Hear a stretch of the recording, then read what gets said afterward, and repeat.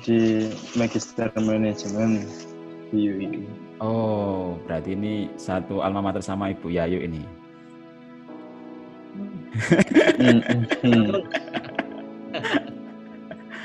Oke. Pak Danang ini baru masuk ini. Pak Danang dari mana ini Pak Danang? Dari Jana Badra, ekonomi. Ekonomi. Ya. Namanya sudah kondang ini Pak Danang ini ya. Penulis buku terbanyak ini. Ini hobi, Bu. Ini Pak Danang nanti juga mengisi di kegiatan Smart Training online ini untuk penulisan buku akademik ini. Hebat ini Pak Danang ini. Ya. Siap. Oke, lanjut ini Mas Gede belum on ini Mas Gede. Halo Mas Gede, belum ya? Mas Mas Andri masih mute. Mbak Kakaningsih. Mbak Kakaningsih. Mbak Kakaningsih. Oke, Mbak Yuninda. Mbak Sri Dwi Estiningrum. Ini Mas Fata, Mbak Sri, Mbak Wules ini kalau pakai HP itu di mikrofon itu ditekan, nanti menggunakan mikrofon yang ada di HP biar bisa mendengar suara diskusi. Oke, Kurnia.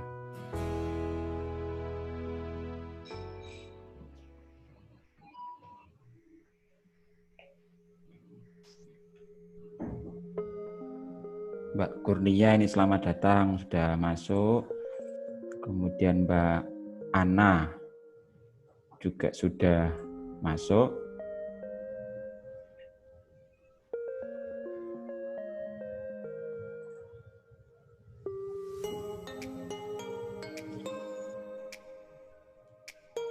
Pak Danang libur sekarang Pak Danang?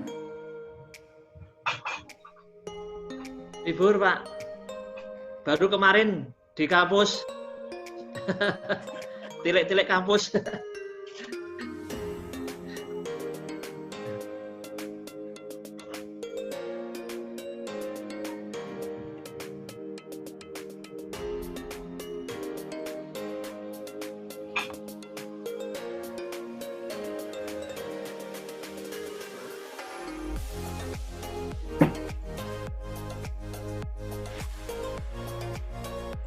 Selamat datang ini yang baru masuk Mbak Arum. Mbak Arum Febriana.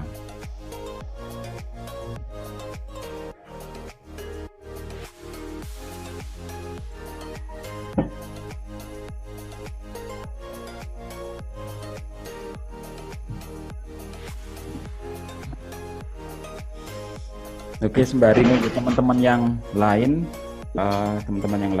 Bapak, Ibu, Mas, ada yang Mbak juga. Jadi untuk program kita ini, jadi dari Smart Training kerjasama dengan keluarga program Doktor FBI UII, ini sampai di bulan Juni itu mengadakan beberapa event dengan pembicara yang sudah terpilih ya tentunya. Salah satu Pak Danang Sunyoto ini penulis 114 buku akademik dan disitasi tertinggi bidang SDM. Wah, tepuk tangan Pak Danang ini. Terima kasih. Iya. Dan kawan-kawan semuanya. Kemudian untuk schedule kita itu mulai tanggal 9 besok itu ada pelatihan sitasi menggunakan Zotero untuk mempermudah kita dalam menulis artikel. Kemudian tanggal 10 itu ada inovasi, menciptakan inovasi di tempat kerja, itu pembicaranya dari Direktur Bank BTN.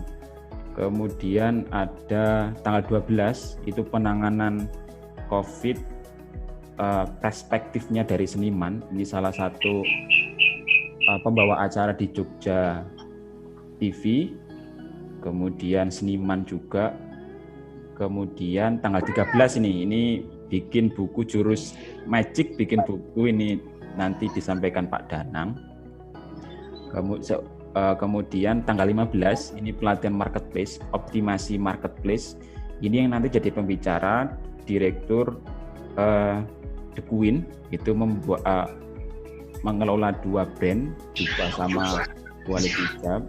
Kemudian tanggal 16 ini ada Extraordinary Crime, itu pembicara dari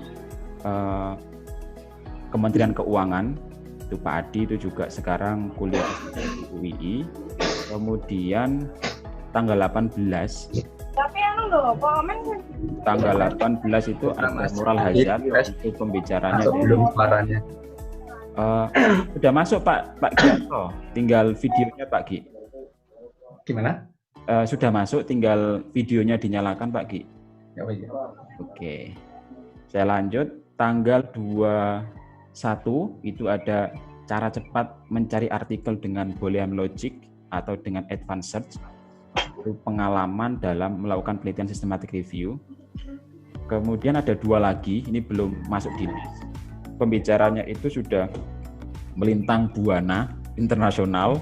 Itu kemarin teman saya kontak juga bersedia untuk mengisi selama Mei Juni ini.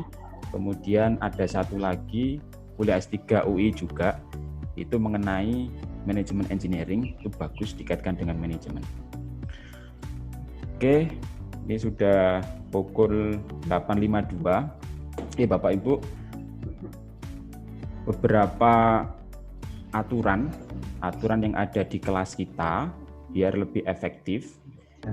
Dan nanti setelah kegiatan ini ada pembagian sertifikat, digital sertifikat lewat email. Jadi Bapak Ibu yang belum mengisi formulir yang ada di setiap pendaftaran, itu silakan diisi dulu sehingga kita nanti bisa mengirim formulir yang ada. Oke, ini sudah datang ini pembicara kita ini Pak Sugianto ya. Selamat datang. Assalamualaikum. Waalaikumsalam. Selamat datang Pak Ki. Sehat ya, selamat datang sehat semua. Serak ya Pak ya. Serak. Oke. Tadi kelihatannya Bu Yayu hadir. Assalamualaikum Bu Yayu. Oh iya nih. Waalaikumsalam Pak Gianto. Sehat Bu Yayu ya. Wah, semeringah. Ya. Semeringah Bu Yayu. Sahur. Ya. Sehat selalu Pak. Amin. Pak Gianto. Yang di sini yang belum Ibu Mbak Arum ya, Mbak Arum Febriana. Ini bisa diperkenalan dulu. Yang belum ada Mbak Yuninda, Mbak Wuls, Susi Luciana, Kurnia Fatima, Lia Aulia. Belum ya, sama SCIMWI. Nah, kemudian ada yang baru masuk ini seniman Yogyakarta ini. Bapak Akhir Lusono. Mungkin Bapak Akhir Lusono ya. Akhir. Selamat nyanyi. Ya, selamat datang Pak Akhir. Pengganti Didi Kempot. Itu penggemar ringgit Pak Cucal. Oh iya. No. Oke, masuk lagi ini Mas Ferry ya, Ferry Zamzami. Ini praktisi semua nih yang masuk ini ya. Oke, selamat datang Mas Izam, Pak Akhir. Dan nanti untuk peserta itu bisa sampai H+15 tetap kita masukin ke kelas. Oke, sudah pukul 8.54. Ya Bapak Ibu, saya akan sampaikan, wah ini mantap ya. Saya akan sampaikan beberapa aturan dalam kelas. Yang pertama, jika Bapak Ibu terkendala dengan suara putus-putus atau suara nggak stabil, bisa dicek di fast.com, fast.com untuk melihat kecepatan bandwidth kita. Itu paling tidak minimal di atas 1 Mbps, itu bisa maksimal. Kemudian ketika nanti sesi diskusi, ketika mau bertanya silakan tekan spacebar karena nanti di dalam proses diskusi semua mic kita mute semua. Jadi yang hanya bisa berbicara ada moderator sama Pak Gi. Ini selamat datang Pak Yuswanto, ini Direktur Bank BTN ini ya, wah luar biasa. Kemudian aturan di dalam kelas, satu, ketika presentasi dimulai, semua mic peserta harus di-mute, nanti dari moderator yang mute juga. Kemudian tanya jawab dibuka ketika presenter telah menjelaskan beberapa bagian. Nah, Bapak Ibu jika ingin bertanya, silakan di kode dengan menekan emotion reaction. Jadi di layar Bapak Ibu ada reaction, silakan ditekan, baik itu tepuk tangan, jempol, atau menggunakan chat ya, atau raise hand. Oke, selamat datang lagi, ada yang masuk. Bu Sri Mulyani, mudah-mudahan tidak. Hai Mas Samsul. Oh J, wah, Sugeng Enjang Pak Iswanto. Ya, Sugeng Enjang ini sambil santai nih saya. Kita mulai ya? Mantap, pripun kabar, sehat? Apa ini? Ada Pak Ki itu Assalamualaikum Pak. Pak Yus. Yes, Assalamualaikum warahmatullahi wabarakatuh. Assalamualaikum. Waalaikumsalam. Masuk enggak Pak Samsul saya? Masuk Komandan. Seorang seniman dari Jogja. Oke, saya lanjut lagi. Kemudian setiap sesi pertanyaan itu maksimal 2 penanya setiap sesi. Wah, ini ada lagi Ibu Susi Luciana. Ini Ibu Susi ini mudah-mudahan kepala dinas, masih dinas Nankertrans ya, Pak Sugi ya. Kemudian ada Mas Imam Nawawi. Oke, saya lanjut lagi. Kemudian Bapak Ibu jika menggunakan Zoom Basic biasanya terputus 40 menit. Jadi silakan masuk kelas kembali. Nanti saya akan approve Bapak Ibu untuk masuk ke kelas. Kemudian saya mengingatkan lagi jika belum mengisi form biodata silakan diisi dahulu untuk proses pengiriman sertifikat digital. Oke Bapak Ibu, itu silakan ada yang bertanya dulu tentang aturan kelas ini.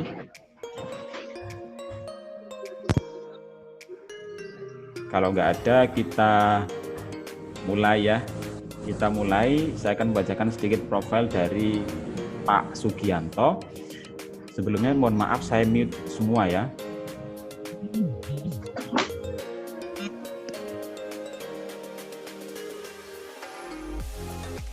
Oke, saat ini mikrofon Bapak Ibu sudah saya mute semua, jadi jika ingin bicara bisa raise hand dulu atau tekan reaction atau lambaikan tangan, Pak.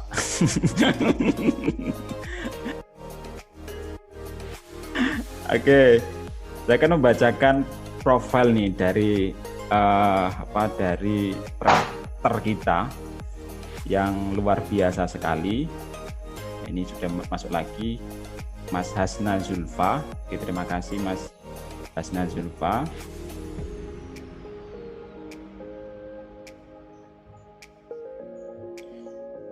Oke, sebentar saya akan bacakan dulu.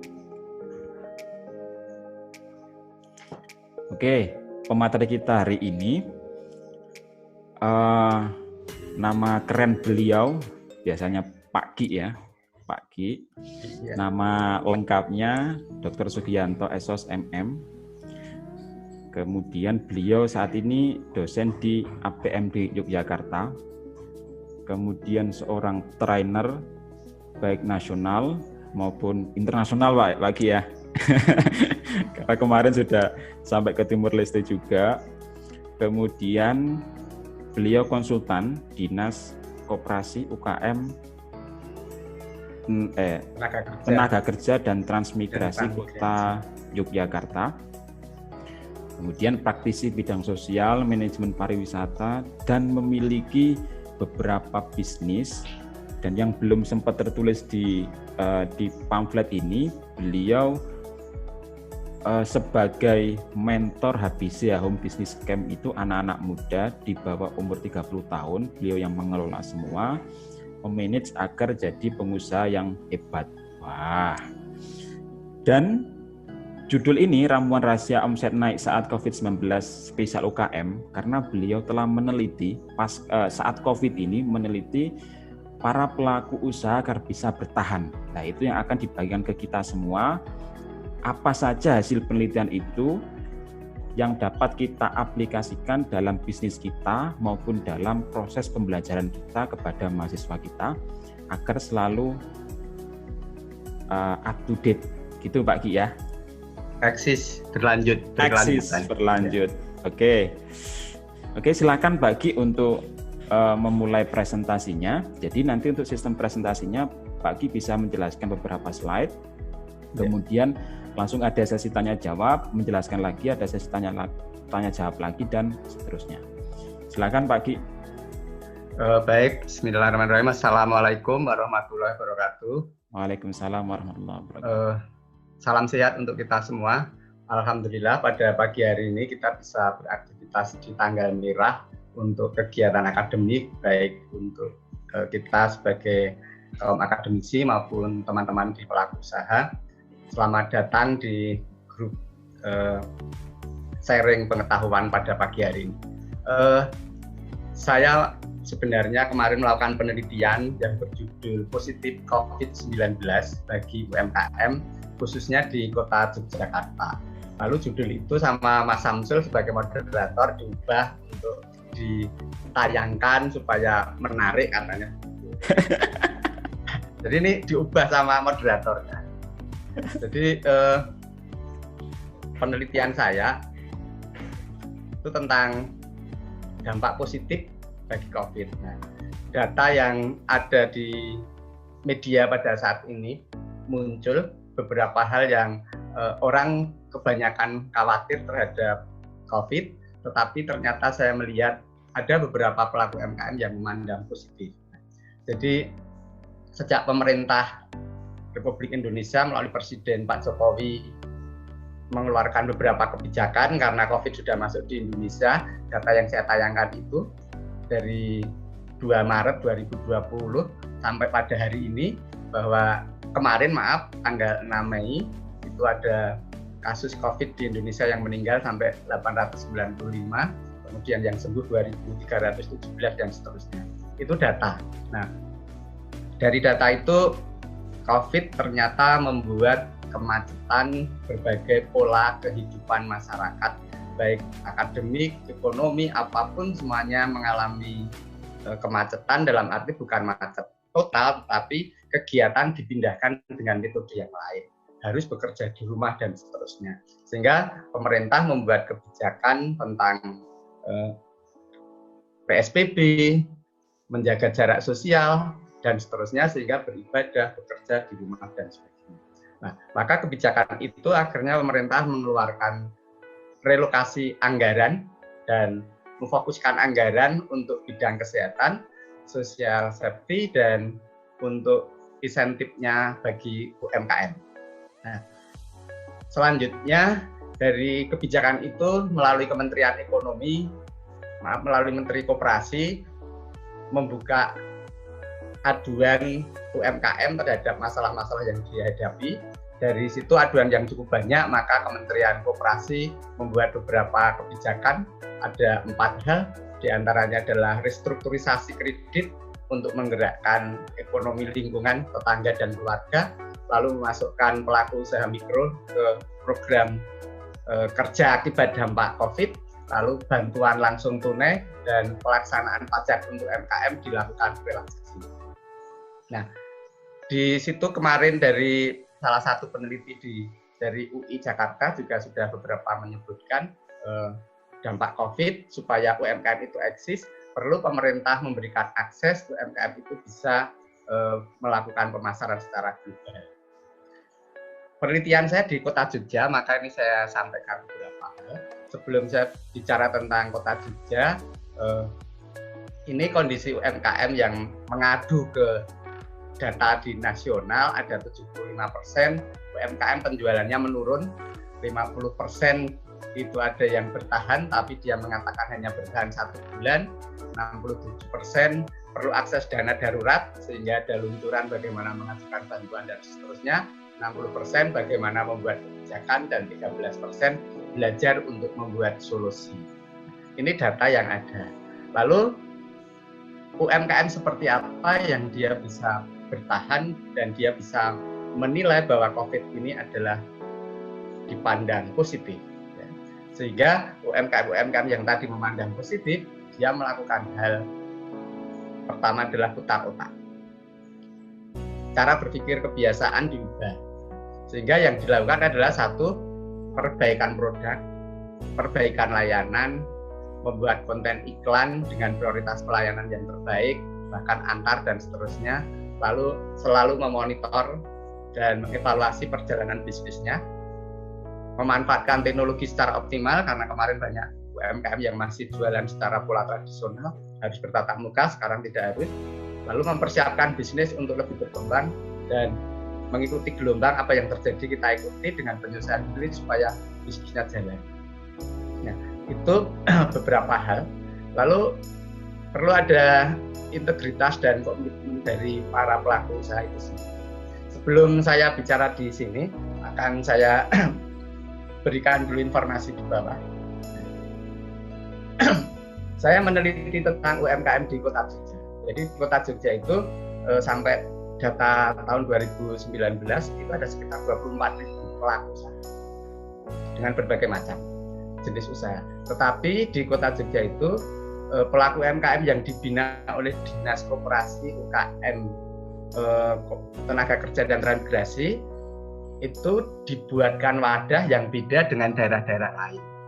Di Kota Jogja ada 4 wadah untuk membina dan mengembangkan UMKM. Pertama, Forkom. Forkom itu pelaku usaha di level kecamatan yang masih kecil-kecil usahanya, bahkan masih sering ganti-ganti jenis usahanya, tetapi dibina dengan wadah satu di tempat namanya Forkom level kecamatan. Lalu yang kedua, ini wadah yang levelnya universal, top down dari negara tentang Ikranas. Nah, yang saya teliti adalah kelompok Home Business Camp HBC dengan kamu. Nah, HBC itu apa? Di Kota Jogja membuat wadah yang beda dengan daerah lain. Jadi HBC singkatan dari Home Business Camp. Ini kelompok wirausaha muda dari usia 18 sampai 30 tahun yang dibina, dikembangkan, arahnya untuk menjadi pelaku usaha yang sukses.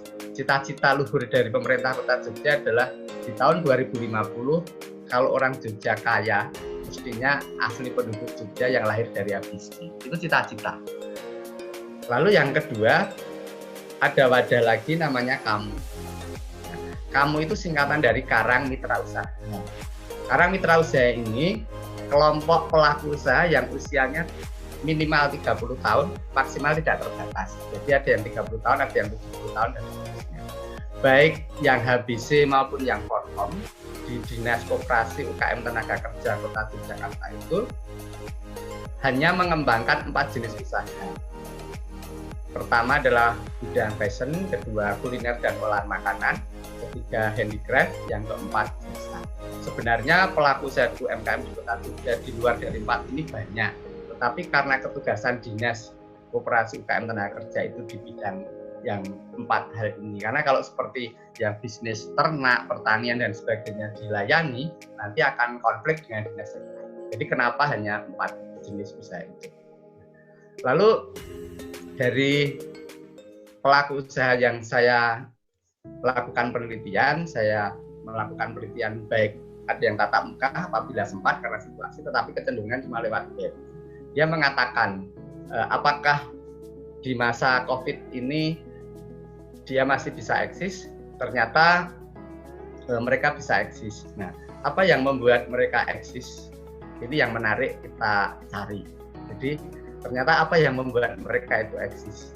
Jadi ternyata yang membuat para pelaku usaha itu eksis, kembali lagi saya tarik ke atas, ya. Jadi ke sini. Nah, jadi dia eksis. Kenapa dia eksis? Karena dia harus berpikir memutar otak. Nah, apa yang sudah diputar oleh pelaku UMKM itu ada beberapa hal. Jadi ada beberapa hal. Pertama adalah dia melakukan memandang bahwa bisnis itu harus dilestarikan, sehingga dia bisa menemukan ada 3 nilai positif dari dampak dari COVID ini. Nah, apa yang dia lakukan? Pertama adalah dia membuat inovasi, ide baru. Dia menggabungkan kombinasi dari ide lama, kemudian dikuatkan dengan ide baru. Nah, produk baru yang belum pernah selama sebelum ada COVID itu dia lahirkan. Nah, contoh misalnya 3 hal dari nilai positif ini. Halo? Ya. Alah, udah kok hilang kita Ibu, enten dhuwuran. Bagaimana Pak? Sebentar. Yap. Lanjut Pak. Ya, jadi hasil inovasi baru UMKM Kota Jogja dari HBC dan dari Kamuk itu produk barunya satu, saya sebut kan namanya Cilin itu dia sebenarnya usahanya itu jumputan, batik dan seterusnya. Tetapi begitu dia ada COVID, dia membuat produk baru. Ini produk baru namanya Teh Jago Serayu. Jadi Teh Jago Serayu ini adalah minuman yang dia buat era baru karena akibat COVID, yang menurut informasi ahli kesehatan bahwa ini adalah termasuk bisa berkontribusi untuk menguatkan fisik dan organ tubuh karena ini dibahan dari bahan-bahan alami, jadi dari serai, dari kunyit, kemudian dari rempah-rempah yang khas Yogyakarta. Ternyata produk ini cukup menarik konsumen dan Cilin ini sampai kewalahan untuk melayani. Jadi produk ini menarik dan laku sampai harus keluar Jawa, kemana mengirim produk-produk. Nah ini awalnya belum dipikirkan. Ternyata setelah saya harus berhenti dulu lah dari ini, saya harus bisa menangkap peluang dari COVID itu apa. Lalu yang kedua, misalnya contoh dari Smart Batik, walaupun ini belum jadi, sedang berproses. Mas Iksan, kalau Pak Samsul kenal yang namanya Iksan itu, ya, dia adalah adik saya itu. Awalnya mahasiswa dari UNJ, kemudian pendidikan kimia, sekarang melanjutkan S2 di UGM di entrepreneur, jadi di Fakultas Ekonominya UGM. Nah, dia batiknya kan khas batik tematik. Dia merancang misalnya batik COVID dan seterusnya. Jadi menciptakan sesuatu yang baru. Lalu yang kedua, beberapa pelaku UMKM itu ketika COVID ternyata dia malah justru mengolah produk yang gagal. Jadi ketika kemarin sebelum COVID itu ada produk yang gagalnya, barang-barang ditumpuk nggak laku atau memandang ini tidak efisien, dia kumpulkan.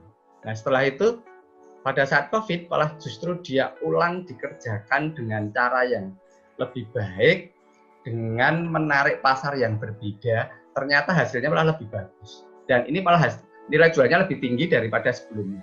Berawal dari produk gagal. Lalu yang kedua, dia mempercepat proses.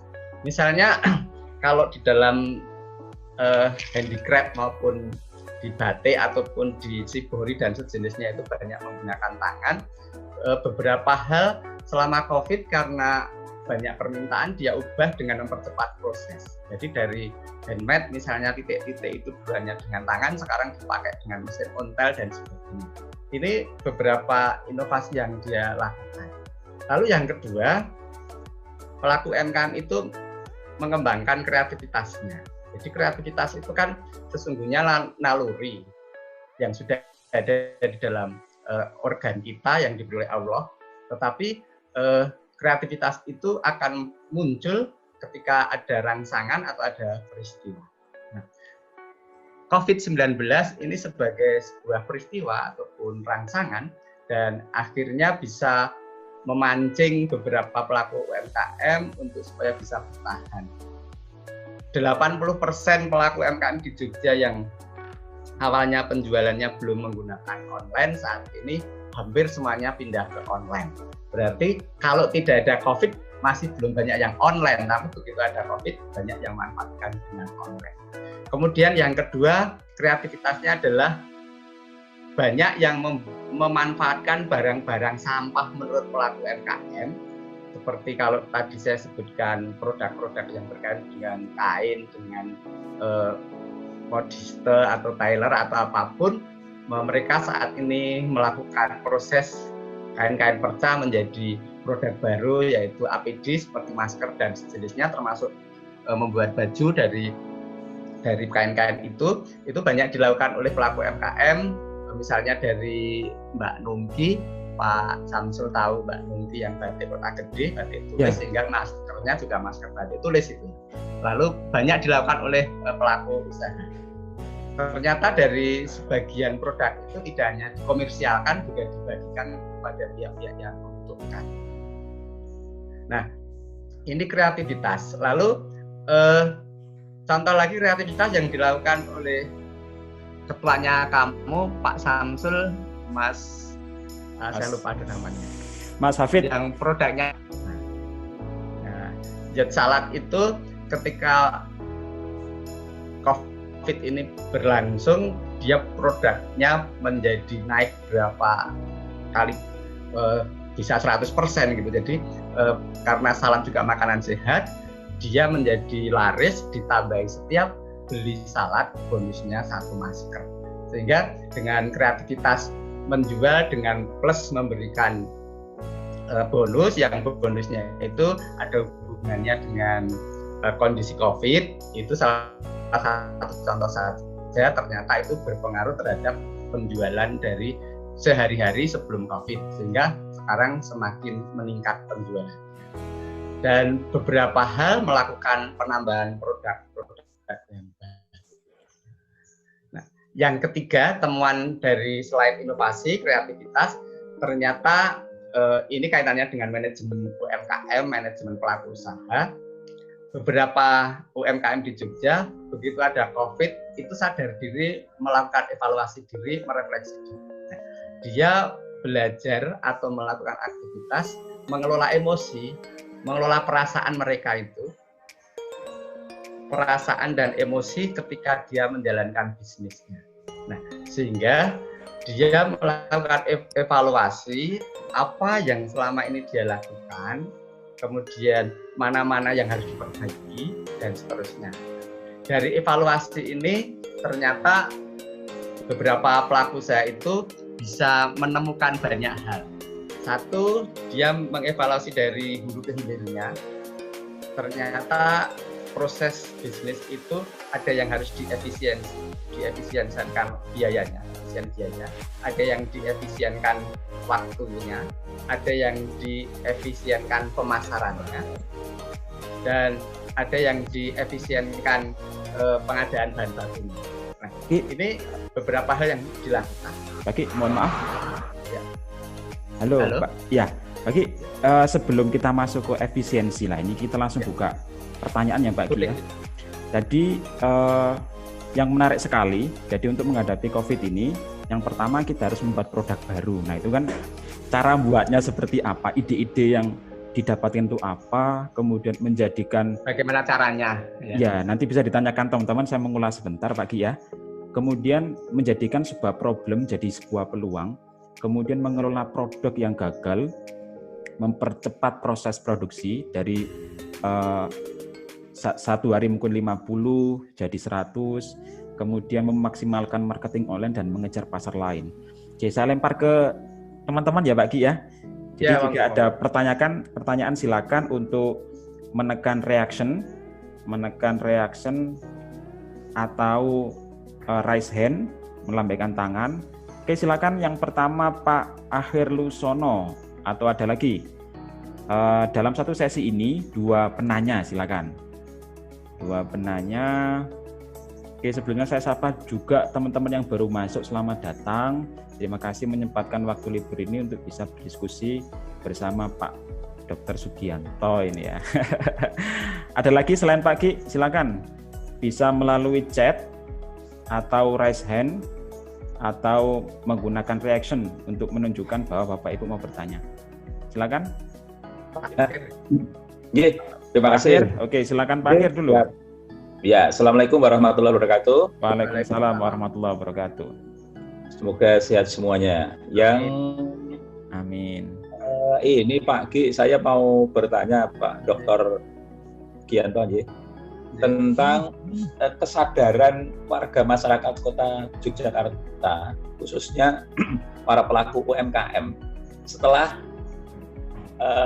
COVID itu mendera Indonesia dan khususnya Yogyakarta pada awal Maret atau akhir Februari. Kan saya sendiri atau kami di sekeliling kami itu tiba-tiba shock gitu, shock, diam, ya, tidak melakukan apa-apa, bahkan pada posisi yang kalut. Nah, pertanyaannya itu kesadaran mereka untuk kemudian UMKM itu kan ketika COVID datang tidak langsung up mungkin ya, atau mungkin kalau yang kasus itu mungkin bisa up, itu yang pertama. Lalu yang kedua, penelitian ini menyasar teman-teman seniman budayawan tidak? Artinya kan ternyata seniman budayawan termasuk orang yang sebenarnya itu produktif. Betul. Nah, tapi bagaimana dalam konteks penelitian ini mungkin kemudian ada yang banting setir para seniman ini. Terima kasih, mungkin itu saja Pak. Baik, terima kasih Pak. Terima kasih. Langsung saja Pak. Pak. Saya dulu ya. Nj. Baik Pak Akhir dan Bapak Ibu semuanya serta para mahasiswa baik dari UST, UII, dari STM maupun dari mana saja yang mengikuti program ini. Jadi Pak Akhir, penelitian ini tadi seperti di depan saya sampaikan, saya khusus yang UMKM di Kota Jogja, wadahnya HBC dan kamu. Yang seniman belum. Mungkin setelah ini kita neliti bareng-bareng Pak untuk yang seniman. Ya, kita tambah variasi, tambah ilmu baru dan seterusnya. Itu nanti Pak Sugi. Ada beberapa seniman yang setelah tidak ditanggap terus produksi macam-macam. Itu saya belum. Nanti dilakukan penelitian bersama. Yang kedua, bagaimana muncul kesadaran itu Pak? Khususnya yang HBC dulu ini. Kebetulan HBC itu yang membina saya yang di dinas dari lahir sampai ini sudah angkatan ke-7 Pak. Karena pola Kota Yogyakarta itu untuk yang HBC ini saya informasikan sekaligus saya promosikan. Setiap tahun itu pendaftaran anggota baru Home Business Camp. Nah, caranya adalah mereka harus penduduk Kota Jogja, berKTP Jogja. Kalau yang daftar dari luar Jogja nggak diterima. Karena apa? Biayanya untuk pendampingan itu dari APBD Kota Jogja. Nah, setelah proses seleksi, kalau dia lolos seleksi administrasi, seleksi interview, akhirnya dikembangkan, minimal pengembangannya 2 tahun, bahkan sampai 18 tahun tergantung umur masuknya kapan. Difasilitasi pameran, disewakan di Galeria Mall dan seterusnya. Nah, salah satu pola pembinaan saya di dalam mengembangkan Home Business Camp itu tidak selalu saya ajarkan kamu sukses bisnis, tapi kamu harus ingat bahwa bisnis kecil pun bisa untuk berbagi kepada orang lain. Sehingga ada agenda khusus untuk HBC itu setiap hari Selasa mereka kita jadwalkan oleh pengurusnya. Kalau saya hanya memberi pencerahan di depan, kemudian ada pengelola. Dia berbagi ke panti asuhan. Dia melatih ke panti asuhan yang sudah ditentukan dari ilmu yang dia miliki. Nah, ternyata itu salah satu yang mendorong kesadaran bahwa kita ini bisnis bisa jalan bukan dari sendiri, tapi kunci tangan besar ada di Allah Subhanahu wa Ta'ala. Bahwa semua apa yang terjadi itu kalau nilai positif, nilai negatif pasti ada nilai positifnya. Kalau orang sakit pasti sudah ditentukan obatnya, hanya kapan waktunya. Itu salah satu, maka nanti di belakang akan saya sampaikan bahwa ternyata yang mempengaruhi dari pertanyaan Pak Hakif sebelum saya sampaikan secara detail, itu ada 3 hal Pak. Dari pengalaman, dari pendidikan, agama, termasuk psikologinya. Nah, sehingga tadi kaitannya dengan itu saya kasih contoh misalnya, apa yang dia lakukan tadi memutar otak, ada beberapa UKM itu yang unik Pak. Begitu COVID itu membuat berhenti bisnis, dia meninggalkan pasar langganan biasanya. Dia berubah mengejar pasar yang kelasnya atas. Karena ketika COVID ini kelas menengah ke bawah terutama dengan produk-produk mereka nggak mau. Tapi akhirnya seperti Mas Dandang, Mas Samsul, Dandang, itu produknya sampai Dandang terutama sampai naik karena apa? Dia mengubah produk yang saya produksi selama COVID untuk kelas menengah ke atas. Karena kelas menengah ke atas ternyata secara ekonomi eksis terus. Sehingga diiming-imingi produk-produk baru itu masih tetap. Itu salah satu contoh yang dia lakukan. Jadi beberapa UMKM itu memutar pasarnya. Pasar-pasar yang kemarin kelas menengah ke bawah ditinggalkan, dia pindah ke menengah ke atas. Nah, yang menengah ke bawah bukan ditinggalkan begitu saja, justru dia belajar berbagi dengan tadi membagi produk APD dan seterusnya. Ini Pak, jadi tetap kaitannya kalau saya sebagai pengajar kewirausahaan, pengajar kebetulan dipercaya Bu Yayu ini mengajar di ST untuk UMKM, selalu saya ajarkan juga bisnis diimbangi dengan kepercayaan pada yang kuasa, artinya adalah agama, bahwa bisnis kita jalan karena Tuhan, karena Allah Subhanahu wa Ta'ala. Maka tetap itu tidak bisa kita tinggalkan. Jadi religiusitas kewirausahaannya harus ditanamkan dari awal. Saya kira itu Pak. Oke, terima kasih Pak. Akhir pertanyaannya. Satu lagi mungkin penanya, silakan. Oh silakan, wah ini Pak Sunarta ini, wah ini pembicara kondang ini dari UNY ini ya. Oh iya. Enggak Pak. Silakan Pak Sunarta, cuma 5 detik ya Pak. Ya sudah, terima kasih kalau gitu. Enggak Pak Narto. Ya. Silakan Pak Sunarta. Waalaikumsalam Mas Samsul. Pak Dr. Sugianto. Maaf tadi saya agak terlambat karena baru buka-buka WA, sudah banyak sekali, satu malam nggak dibuka gitu ya. Oke Pak.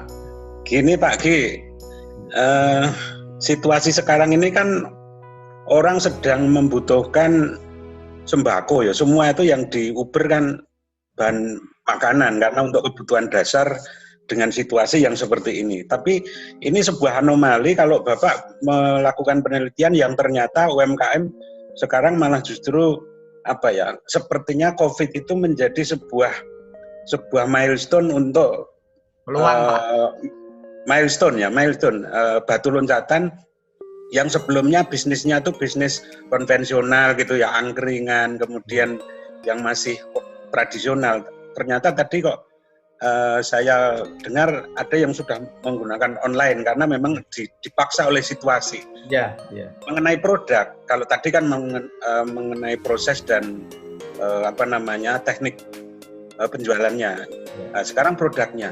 Sekarang itu kan sembako yang dibutuhkan oleh orang pada situasi sekarang. Tapi kenapa UMKM yang diteliti Bapak ini nampaknya produk-produknya yang ditawarkan yang sekarang malah naik omsetnya itu barang-barang yang bukan konsumtif, tapi ada batik, ada industri-industri kreatif. Saya agak heran ini orang yang beli itu sebagai usaha untuk melakukan investasi untuk masa depan atau hanya untuk memanfaatkan opportunity bahwa sekarang ini produk hal-hal seperti itu menjadi murah sehingga dia borong untuk kemudian mengambil keuntungan di kemudian hari, Pak. Saya kok punya gambaran seperti itu, tapi saya tidak tahu motif Bapak untuk melakukan penelitian itu apakah memang konsumen itu membutuhkan barang itu sesuai dengan kebutuhannya, bukan sekedar memanfaatkan opportunity.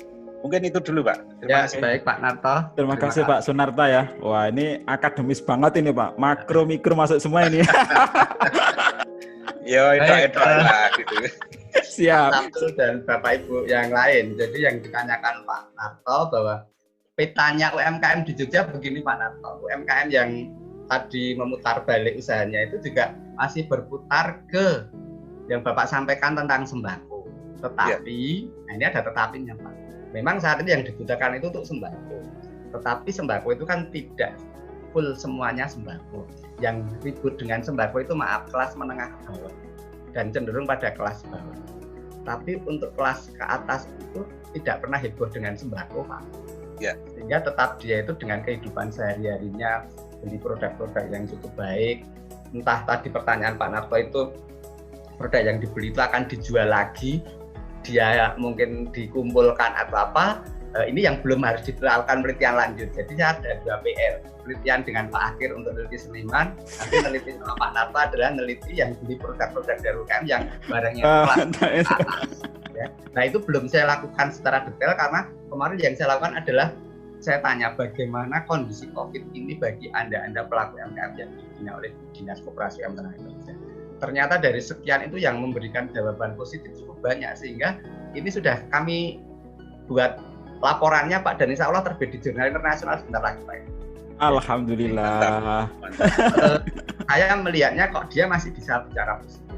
Ada salah satu contoh di tahunan dekat UST itu yang namanya tulis itu modista apa yang namanya gitu. Dia itu begitu COVID karena dia itu kain jumputan, karyawannya diberhentikan tidak mau.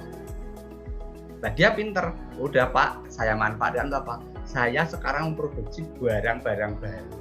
Nanti pasca COVID, saya sudah siap untuk ikut di Bikrab, pameran yang kelas-kelasnya cukup besar bahkan internasional.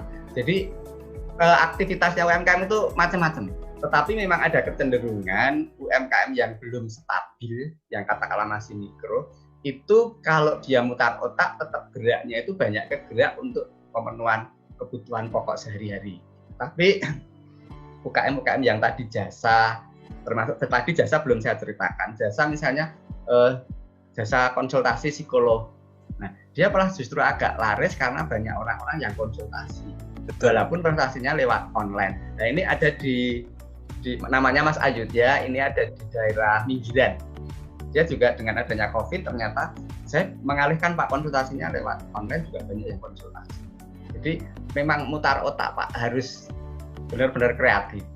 Termasuk yang kelas paling bawah saja UMKM itu kreatif kok. Ini saya kasih contoh namanya Bu Yani, kalau Bapak Ibu nanti mau cari dan datang, dia ahli memijat, dia didikan dari di Bethesda.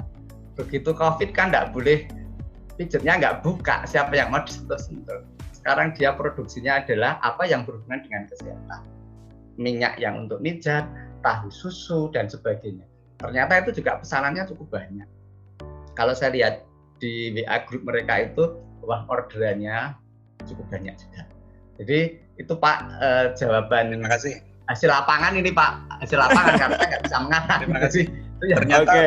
Ternyata bedanya dokter dengan calon itu ya begini ya. Kalau calon nanyanya, kalau calon itu nanyanya cuma sedikit, tapi kalau dokter jawabnya banyak sekali. Enggak lah. Saya kira itu. Oke, terima kasih Pak. Terima kasih Halo, Pak Lusono. Pak Sunarta. Monggo dilanjut Pak Sugiarto untuk proses efisiensi. Ya, jadi beberapa UMKM itu melakukan refleksi diri. Refleksi dirinya tadi seperti contoh saya berikan misalnya tempat Mas Hafid itu kan dari jasa bimbingan belajar, tapi dia juga mengembangkan bisnis produk tas, namanya usahanya beda, tapi dia sekarang berkembang.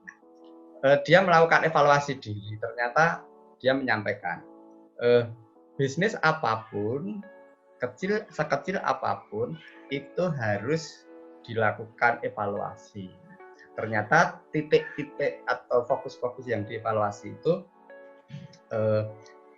semasa produksi mana yang bisa diefisienkan. Apakah alatnya, apakah orangnya, apakah bahannya. Lalu efektif yang mana, model-model pelayanan yang sudah diberikan. Lalu apakah konsumen yang menggunakan jasanya atau produknya itu tingkat kepuasannya seperti apa. Sehingga ini beberapa catatan yang dilakukan oleh teman-teman yang melakukan evaluasi diri tentang selama ini usahanya. Termasuk dia melakukan beberapa hal, kegiatan yang awalnya saya tidak pernah saya pikirkan dan tidak pernah saya tahu, akhirnya saya menjadi tahu bahwa untuk beberapa hal memang harus selalu dievaluasi. Nah, bagi yang manajemennya kurang begitu bagus, kan evaluasi itu kalau ada masalah. Tetapi ternyata evaluasi harus dilakukan setiap saat. Nah, kebetulan momentum COVID ini benar-benar bagi pelaku usaha menjadi evaluasi. Nah, kebanyakan yang diungkapkan dalam jawabannya itu penting sekali yang disampaikan oleh para narasumber ketika dia dilatih untuk pengembangan UMKM itu menyisakan atau menyisihkan uang tak terduga, uang yang tidak boleh diutik-utik. Karena kami selalu mengajarkan begini Pak, selama Anda bisnis, Anda harus menyimpan uang walaupun sehariannya laku 10.000, Anda bisa menyimpan Rp1.000 ataupun Rp500. Uang itu hanya boleh diambil ketika mengalami musibah, peristiwa yang memang harus mengambil karena kedaruratan. Ternyata teman-teman yang eksis ini di COVID ini seperti jasa gosok, Pak. Jasa gosok itu dia bisnisnya laundry. Nah, namanya Mas, aduh saya lupa ini. Sama Mas Samsul. Mas Joko. Bukan. Saya agak lupa ini. Nah, dia itu bisnis laundry, dia bercerita begini Bapak Ibu. Pak, dengan ada COVID, kalau laundry yang dia pelanggannya adalah kantor, tutup. Misalnya laundry pelanggannya dari hotel, dia tutup. Ternyata dia punya dua, saya pengalaman dari dia. Saya ketika ada pelanggan-pelanggan dari kantor, saya seleksi Pak. Saya harus milih juga pelanggan-pelanggan rumah tangga. Nah ternyata pelanggan rumah tangga ini walaupun COVID terus berjalan, tapi yang pelanggan dari kantor kan semua tutup. Maka dia sekarang bagaimana mengubah.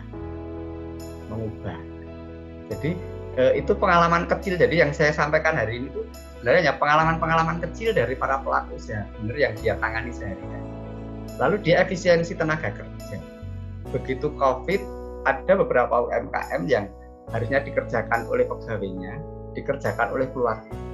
Tetapi dia tidak mengabaikan pegawainya. Dia tetap menggaji pegawainya dengan pekerjaan lain, tapi pekerjaan itu untuk mendukung pasca COVID-nya.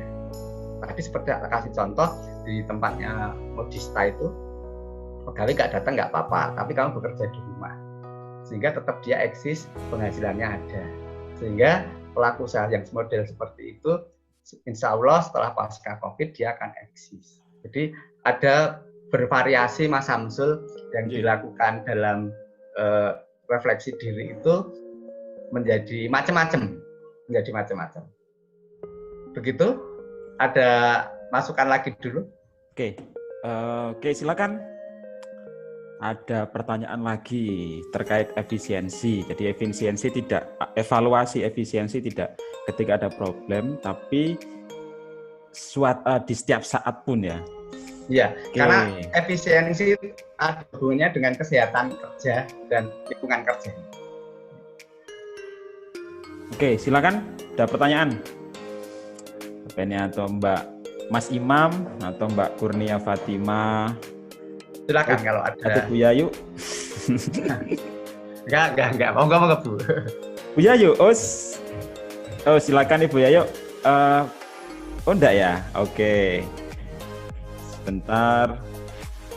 Mas Budi, Bu Anna, wah banyak ini ada 30 peserta ya. Mbak Kurnia Fatima, ada pertanyaan Mbak Kurnia? Wah, senyum-senyum ini Mbak Kurnia ini ya. Mas Imam udah bagian dari pertanyaan mengapa dia sih? Oh iya itu ya. Oke, siapa lagi nih? Oh, Pak Sunarta nggak boleh lagi Pak ya? Wah ini mau tanya lagi nih Pak Ki. Wah. Boleh nggak apa-apa. Oh. Monggo Pak Narto. Ini Pak Sunarta ini nanti jadi pembicara juga tentang moral hazard Pak. Wah. Oh ya. Sangat dari perspektif sosial agensi teori. Wah, berat itu Pak Narta. Oke, Mas Umar seorang pengusaha ini. Kita ada pertanyaan atau Mbak Sri, silakan kalau datang bisa. Saya Pak Samsul. Oh, silakan Pak. Oh, Mas Danang. Monggo Pak Danang. Ini belum jadi dilatih tulis ini. Iya, terima kasih. Ya, dari paparan ini sangat menarik dan kita sepakat bahwa yang namanya COVID-19 ini berdampak sangat luas dan cenderung ke arah negatif. Walaupun di sisi lain disebutkan tadi ada dampak positifnya. Nah, dampak negatif tadi disebutkan 90%, dampak positifnya 10%. Nah, ini bagaimana untuk memprediksi ke depan? Tentu saja untuk mengatasi kelesuan ekonomi bagi sebagian besar masyarakat kita dengan hanya 10% sebagai dampak positif tentunya sangat kurang untuk untuk menghadapi dampak yang sangat luas ini. Mungkin apa yang bisa dilakukan oleh pemerintah atau mungkin juga dilakukan oleh masyarakat kita. tentu saja dari segi perspektif yang dibicarakan tadi. Monggo. Baik Mas Danang dan Bapak Ibu semua, saya luruskan. Jadi data yang saya sajikan tadi yang 90% itu adalah data yang disampaikan pelaku UMKM di Kementerian Koperasi, bahwa yang menyatakan akhirnya dengan ada COVID ini saya berhenti usahanya, kemudian saya tetap bertahan dan saya hanya bisa jalan 1 bulan, 3 bulan dan seterusnya.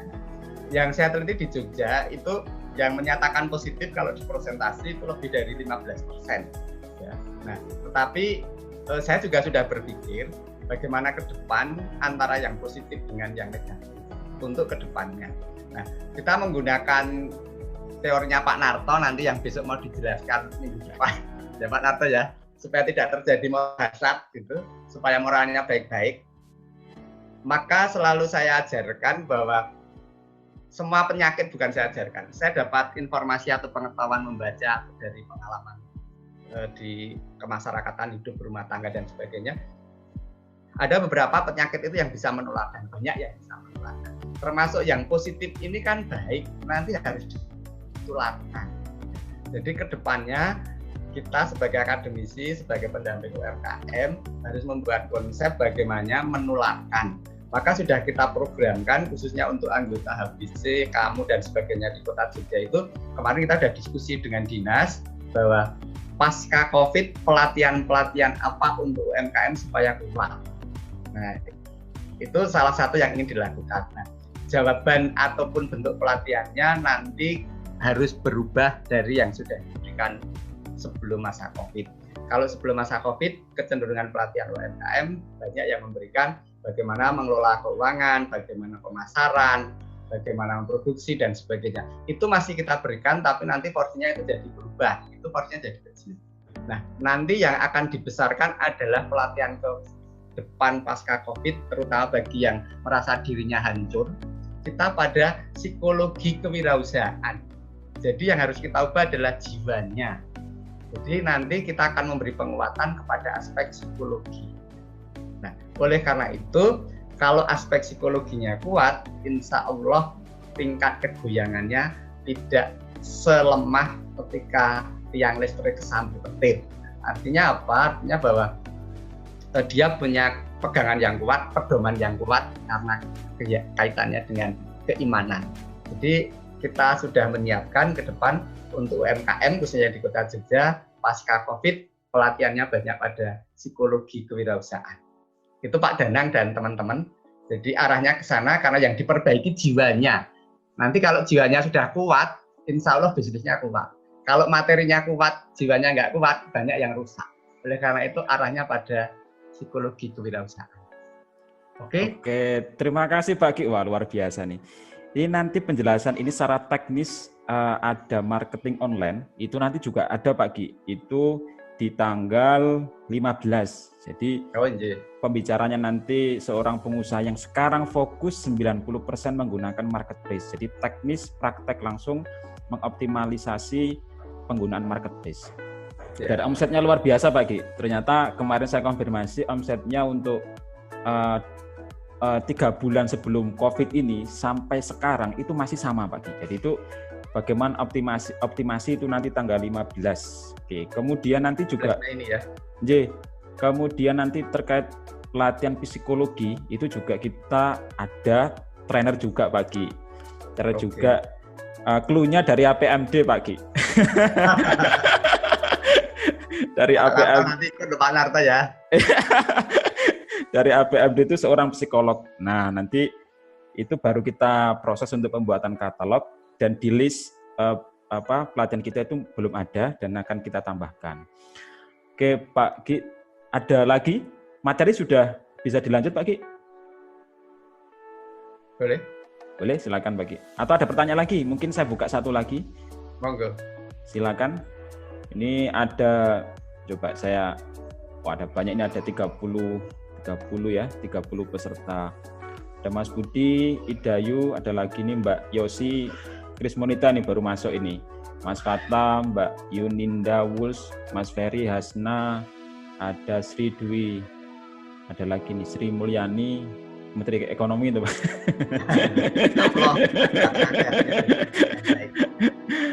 Kemudian Ibu Sri Dwi Estiningrum ada, silakan kalau jika ada yang perlu ditanyakan. Mas Imam, wah Mas Imam paling gagah ini ya. Halo Mas Imam. Mas Imam.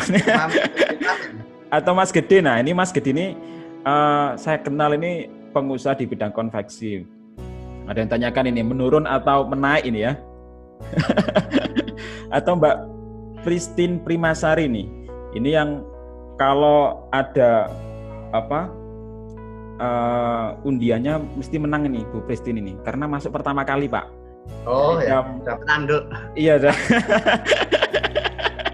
Kita buka 15 menit sebelum kegiatan, dia 30 menit sudah masuk Pak. Wah, berarti ini perlu ada ini Mbak Christine ya. Ada door prize-nya ini Mbak Christine.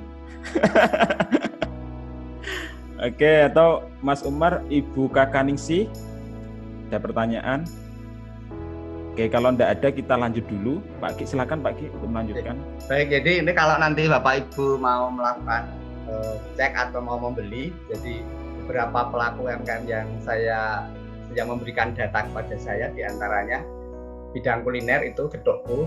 Gedokku itu dia anak mahasiswa UGM di Fakultas Pertanian.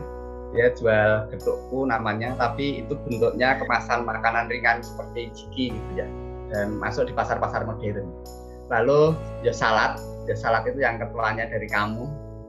Lalu ada ayam geprek itu ada di mana-mana.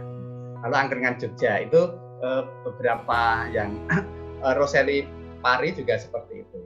Termasuk salah satu bisnis yang dilakukan anggota HBC, saya agak lupa namanya, tapi selama COVID jadi naik dan produknya cukup laris. Dia adalah mengembangkan gula aren Pak. Jadi gula aren yang bahan bakunya dari Kulon Progo. Lalu yang fashion dari Smart Batik, tadi Smart Batik itu mahasiswanya Pak Narto itu. Jadi S1-nya di UNJ, sekarang S2-nya di UGM. Ada Dia Modista, kemudian ada Javana Collection. Kalau Javana Collection ini dulu alumni dari Ahmad Jaya. Dan macam-macam. Lalu yang handicraft itu dari Druang Art. Druang Art itu cukup unik Bapak Ibu. Nanti kalau pada mau lihat produk ada di Galeria di lantai 2. Walaupun yang di Galeria ini selama COVID penjualannya menurun drastis. Yang di Galeria lewat Galeria. Tapi kalau yang dijual melakukan oleh pelaku saya sendiri tidak seperti yang di Galeria. Jadi yang di Galeria ada Druang Art gitu.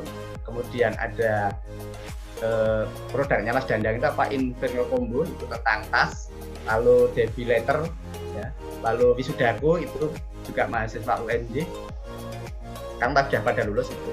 Nah silakan nanti kalau mau lihat jenis-jenis produk yang ada di Galeria lantai 2, ada samping lift itu ada lapak tulisannya HBC gitulah, itu binaan Dinas Koperasi UKM Tenaga Kerja. Nah saya yang mendampingi mereka, dan ketuanya yang paling hebat ya Mas Hafid, karena Mas Hafid itu dulu mahasiswa UGM ya, sekarang S1-nya UGM, sudah UGM ya, hanya jurusan yang beda. Insya Allah Mas 3 ini. Lalu yang jasa tadi Jogja Education Center, ada Gosokku, ada Halo Psikolog, ada terapis, ada Modistaan dan sebagainya. Nah, itu beberapa pelaku UMKM yang memberikan pernyataan-pernyataan positif karena dari dampak COVID ini tidak hanya yang negatif tapi dia bisa positif. Lalu mengapa dia berpikir positif? Karena dia melakukan refleksi diri. Kalau kita hanya emosi, kita akan larut dengan yang secara jiwa. Tapi dia berpikir secara jernih. Kalau kita geluti secara baik, kita dalam secara baik, dia meyakini bahwa di balik ini ada nilai yang diberikan oleh Allah Subhanahu wa Ta'ala yang belum diketahui, sehingga ada nilai-nilai positif. Bagi mereka-mereka yang meyakini dengan kekuatan psikologis, kekuatan religius, sehingga lahirlah ide-ide baru, inovasi-inovasi baru yang mereka lakukan untuk mengembangkan usahanya. Sehingga mereka-mereka bisa membuat model-model atau bentuk-bentuk produk yang baru. Nah, sekali lagi tadi ada 3 hal dari dampak positifnya itu inovasi baru, kreativitas, kemudian dia melakukan refleksi diri. Nah, refleksi diri ternyata berkait dengan sangat syarat dengan manajemen UMKM ataupun manajemen bisnis bagi para pelaku usaha kecil, mikro, dan seterusnya.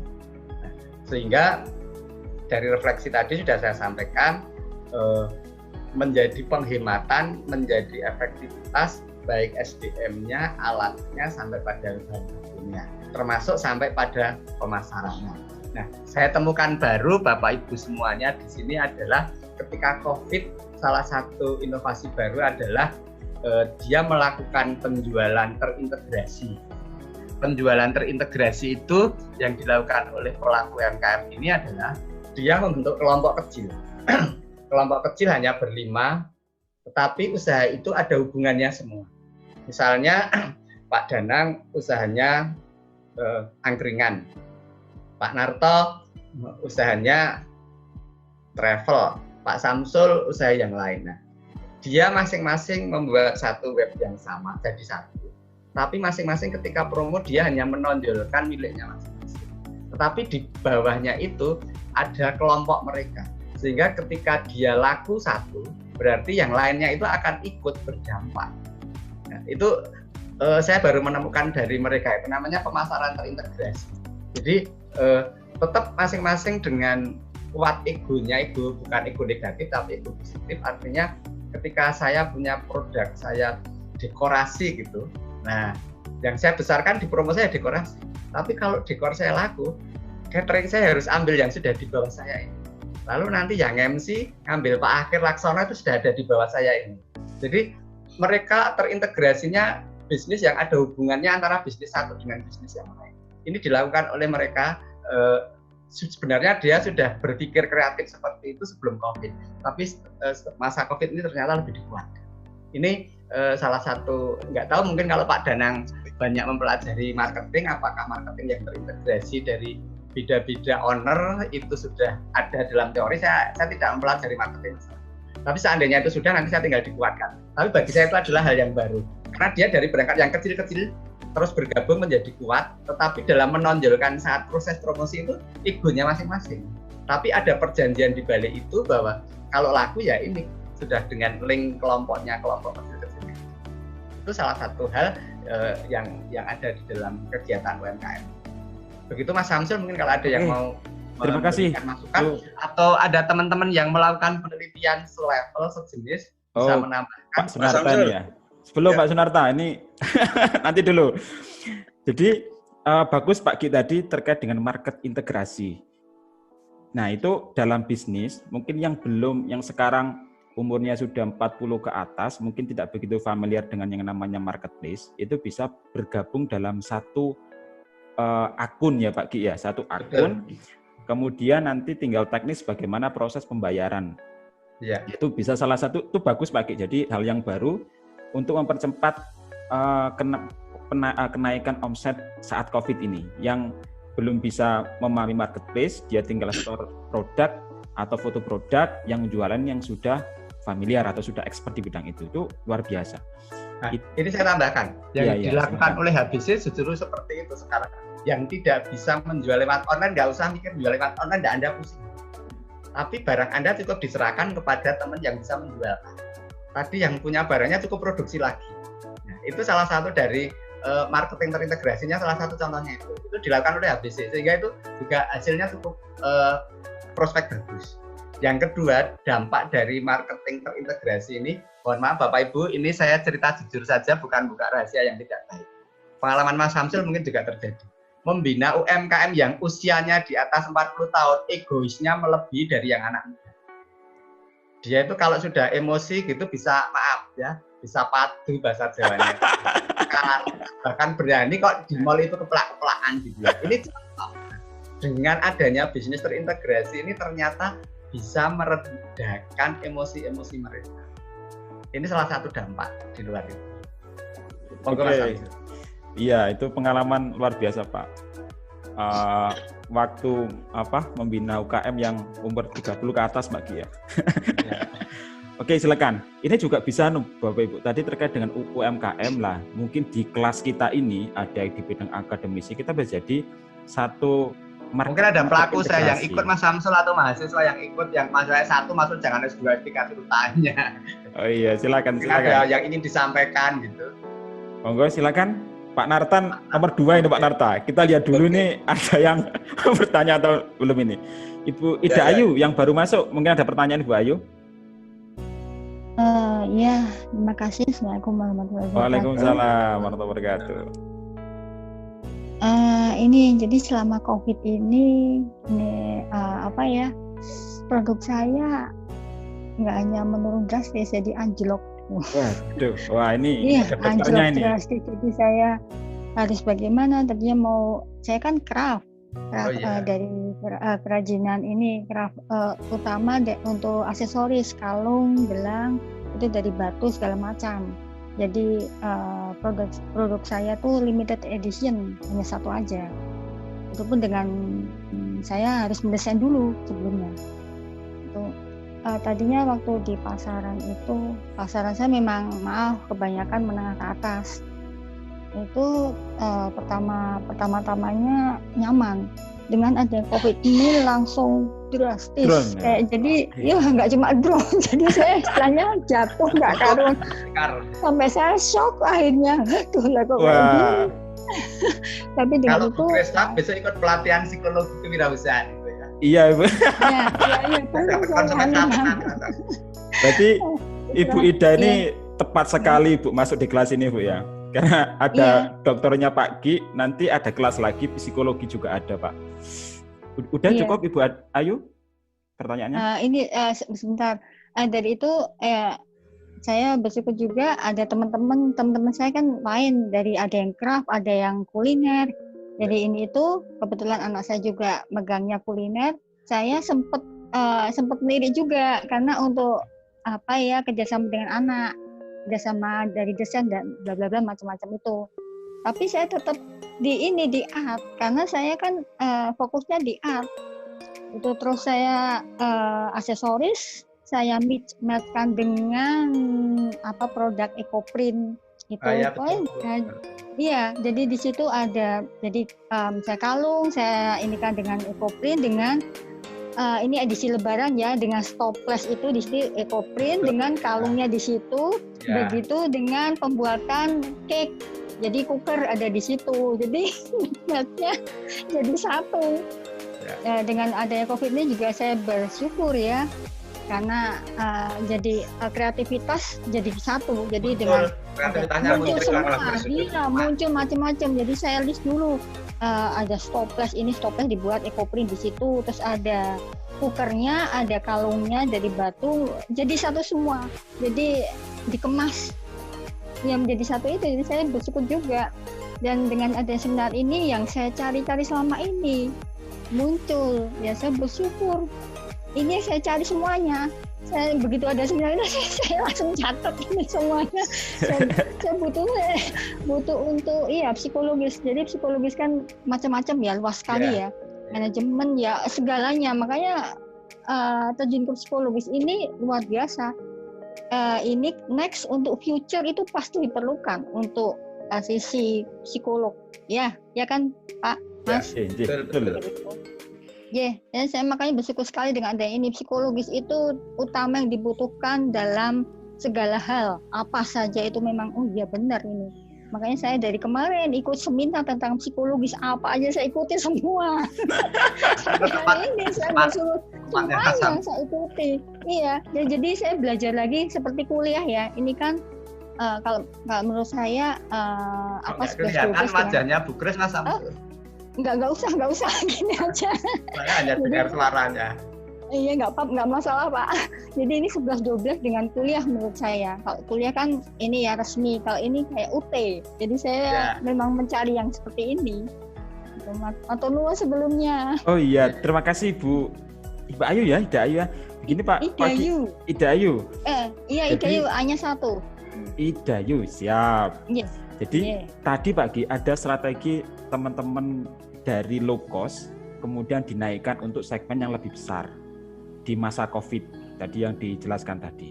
Kemudian sekarang berbanding kebalik, yang awalnya itu menengah ke atas itu malah jatuh, atau produk-produk yang limited edition atau brand-brand tertentu, brand-brand lokal yang belum begitu menjadi loyalitas bagi customer lah. Itu bagaimana Pak Ki? Kira-kira menurut Pak Ki cara meningkatkan produk-produk yang limited edition pada saat COVID ini, Pak? Baik, Bu Ida kalau nggak salah juga aktif di Dekranas ya, Kota Jogja ya? Belum, saya baru mau masuk. Saya baru tahun ini mau masuk. Oh, nanti Ibu masuk aja daftar di kamu. Nah, baik, okay. Bu Ida sudah bagus apa yang dilakukan. Hanya yang perlu dilakukan Bu Ida lagi adalah, saya tidak tahu apakah Bu Ida setiap pembeli itu Ibu mencatat alamat lengkapnya. Dan sering sekali terjadi di UMKM itu, kalau ditanya Mas, Mbak, Bu, produknya yang beli siapa saja, nggak pernah tak catat Pak. Sehingga dia tidak bisa melacak siapa pembeli pemakai produk saya. Nah, itu nanti penting dilakukan refleksi tentang siapa pembeli. Saya hanya kasih contoh saja ini, tapi ini kelasnya sudah besar sekali kakak. Ada kalau Ibu bawa ke bandara di Stepto itu ada lampu merah di ring road, sebelum lampu merah di kanan jalan itu kan ada toko mebel Apis. Nah, toko mebel Apis itu kan anaknya 4 atau berapa, kenal baik dengan saya. Saya hanya selalu tanya, Pak, kalau nikahkan anaknya kok tamunya luar biasa banyaknya. Tamunya itu teman di mana ya Pak? Ternyata hanya semua pelanggannya. Setiap pelanggan itu dia catat. Nah, kalau ketika melayani konsumen itu puas, ketika produsen atau kita yang menjual ada sesuatu, konsumen itu diundang kembali mau. Nah, ternyata ini menjadi teori baru bagi saya yang sudah dilakukan oleh satu Mbak Nungki yang batik, kreatif batik, lalu sama Mas Dandang yang produk tas. Dia begitu ada COVID membuka siapa konsumen-konsumen kelas atas saya. Itu dilacak, ditawarin dengan produk-produk yang baru. Ternyata dia bisa. Nah, lalu yang kedua yang dilakukan oleh Ibu Ida tadi udah betul. Hanya ini saya beri nama baru Mas Samsul. Jadi begitu ada COVID itu penting seperti yang tadi disampaikan Bu Ida dan Mas Samsul itu perlu mentransmigrasikan produk. Jadi kita harus bertransmigrasi. Kalau transmigrasi kan pindah pulau kalau penduduk. Tapi kalau dalam UMKM transmigrasi itu bukan pindah pulau, tapi seperti yang dilakukan Bu Ida, seperti yang dilakukan UMKM lain. Dulu batik tulis yang saya pakai ini kan batik tulis misalnya, kalau potongan-potongan yang kecil hanya dibuang. Sekarang harus dipindah sesuai dengan situasi. Ini mau lebaran, batik tulis yang kain-kain perca kecil dibuat untuk aksesoris toples. Artinya transmigrasi itu transmigrasi dan integrasi maksud saya. Jadi beberapa jenis bisnis itu harus diintegrasikan, menyatukan dari produk-produk yang dulunya tidak pernah berhubungan menjadi berhubungan. Nah itu banyak dilakukan oleh teman-teman UMKM. Contohnya, ya sekarang kan masker harganya ada yang murah, ada yang dibagi, tapi ada yang masker batik tulis, ada yang masker ini. Nah itu kan sebenarnya mentransmigrasikan. Kenapa ini kok masker harganya sampai 50.000? Ini batik tulis loh bagus. Dan ternyata juga laku, walaupun ada yang hanya 5.000, ada yang 2.000, bahkan ada yang gratis. Jadi penting kita itu saat ini ketika sedang ada bencana COVID, termasuk bagian dari bencana, pelaku usaha ternyata sudah banyak yang melakukan mentransmigrasikan produk-produknya bergabung dengan produk-produk yang lain dalam bentuk yang beda tapi bahan bakunya sama, atau muncul produk-produk baru dari gabungan-gabungan tadi. Ya, ini yang sudah dilakukan oleh teman-teman pelaku UMKM. Tapi yang jelas memang harus dikuatkan semua pelaku usaha tadi itu tentang psikologi kewirausahaan. Yang kedua, Mas Samsul dan Bapak Ibu semua, walaupun masih belajar bisnis kecil-kecilan, dan ini juga perlu saya sampaikan Bu Yayu, kalau Bu Yayu masih gabung, Bu Yayu masih gabung nggak ini? Nah, penting sekali di dalam mata kuliah untuk di manajemen dan pelaku usaha itu kita beri filsafat bisnis. Tadi yang ditanyakan awal, kenapa mereka bisa sadar? Karena kalau kita runut ke atas, dia sebenarnya nanti jawabannya itu dia paham filsafat bisnis. Hanya bahasa ini kan mungkin terlalu tinggi kalau untuk pelaku UMKM. tapi penting itu kita ajarkan tentang filsafat bisnis. Jadi ada dua, psikologi bisnis dan filsafat bisnis. Ini menjadi benteng kuat terhadap mental pelaku usaha. Saya kira demikian Mas Samsul. Siapa tahu ada yang mau nyambung pertanyaan atau masukan itu, kita sambung. Saya lagi. Oh ya, silakan Ibu Ayu. Bu Ayu. Ini saya meet ya dengan Bapak tadi. Dengan adanya filsafat bisnis, saya sudah berpikir seperti itu. Yeah. Walaupun saya jauh dari panjenengan ya, cara mindset-nya ya. Dekat, Bu. Ya? Dekat. Oh ya, filsafat bisnis dan psikologis bisnis itu penting sekali. Yeah. Makanya saya apa saja saya lakukan, craft apa aja saya lakukan. Nggak tahu itu dulu saya juga kan pedagang anggrek. Anggrek pun saya jadikan untuk craft. Jadi keramik saya jadikan craft sampai menulis buku apa saja. Jadi ini itu saya lakukan semua. Segala sesuatu jadi craft dalam dunia bisnis. Betul, ya kan? Beda. Ya, betul beda. Jadi kita sudah sepakat, hanya kita tinggal kapan ketemu dalam forum pelatihan untuk menguatkan dan saling memberi pengalaman, nanti menjadi sebuah hal yang baru. Oke. Iya Pak. Saya juga usul Pak, maaf kalau bisa ada kelas ini Pak. Ada kelas tersendiri. Oh iya. Jadi nggak tahu iya ada kelas tersendiri untuk ini. Ya. Insya Allah nanti diangkat Mas Samsul. Siap. Ya. Oke. Terima kasih Bu Idayu. Nah nanti kita di bulan ini nanti juga ada psikolog juga.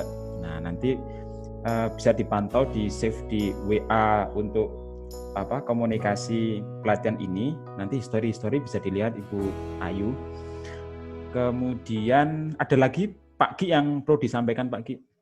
Kalau ada masukan dulu karena tadi pesertanya cukup banyak. Mungkin oh iya, tadi Pak Narta sudah angkat kaki juga ya Pak. Silakan Pak Narta. Sebelumnya saya mau nyapa dulu teman-teman yang baru masuk juga. Ada Pak Saril Dali ini ya. Selamat pagi Pak Saril Dali. Kemudian Bapak Ibu yang baru masuk selamat bergabung ya. Ini sudah intinya inti ini Pak ya. intinya core of the core-nya ini ya. Oke, silakan Pak Sunarta. Boleh Pak? Sebelumnya maaf loh Pak Gi ya. Nggak apa-apa. Kita diskusi berbagi. Ini rada akademik. Agak akademik ini. Ya. Ini kan hasil penelitian Pak Gi ya? Iya. Ya, pertanyaan saya Pak, ini metodologi nih. Yang diteliti itu populasinya berapa, terus diambil sampel berapa Pak? Ya, jadi kami pakai komunitas Pak. Ya, kita pakai komunitas cluster ya. Ya, HBC dan kamu. Kemudian klasternya adalah diwakili oleh masing-masing, tadi ada 4 jenis ya.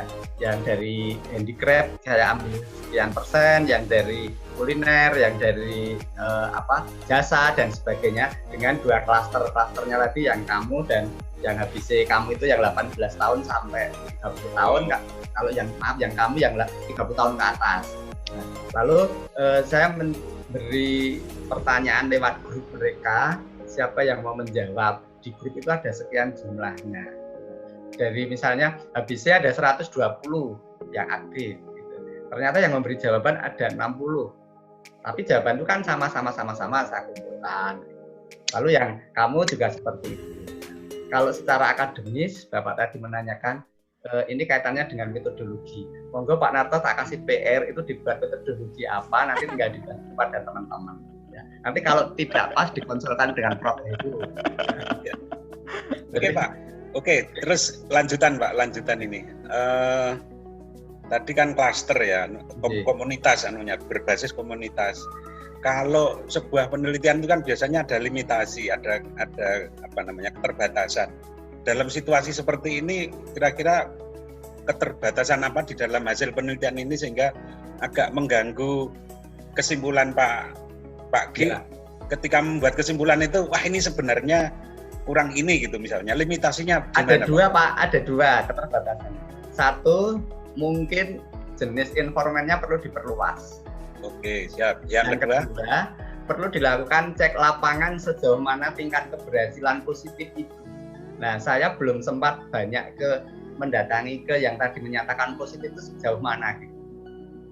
Mungkin waktu saya tanya, baru berhasil tapi sekarang bisa turun jatuh atau kebalikan. Yang kemarin menjawab turun ternyata sekarang bangkit gitu.